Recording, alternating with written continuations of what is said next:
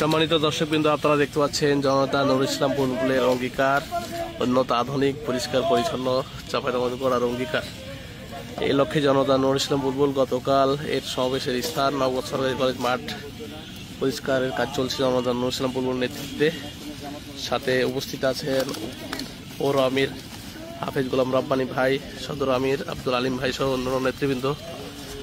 জনতা নুরুল ইসলাম বুলবুল নেতৃত্বে পুরো কলেজ মাঠ পরিষ্কার করার কাজ চলছে।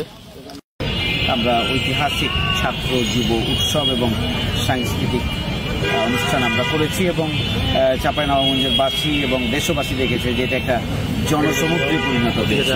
স্বাভাবিকভাবেই এই কলেজ ক্যাম্পাসে লাখো জনতার যখন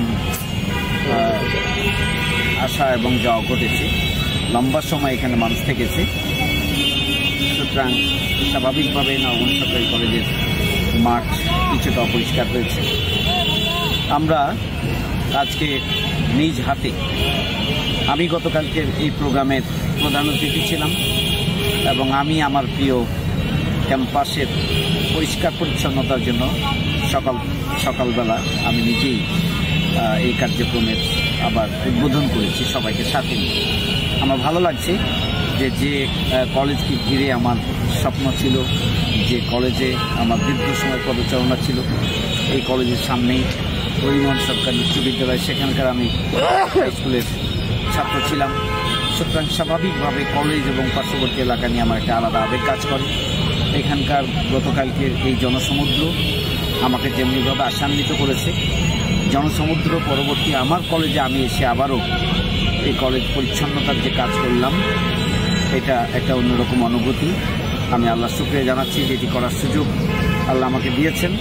আমি এভাবেই চাঁপাইনবাবগঞ্জের সকল শ্রেণী পেশার মানুষের সাথে নিয়ে আমাদের প্রিয় চাঁপাইনবাবগঞ্জকে আমরা পরিচ্ছন্ন রাখব, পবিত্র রাখব, বসবাসযোগ্য রাখব এবং সবাই মিলেই আমরা আমাদের প্রিয় চাঁপাইনবাবগঞ্জকে আমরা গড়ে তুলব ইনশাআল্লাহ।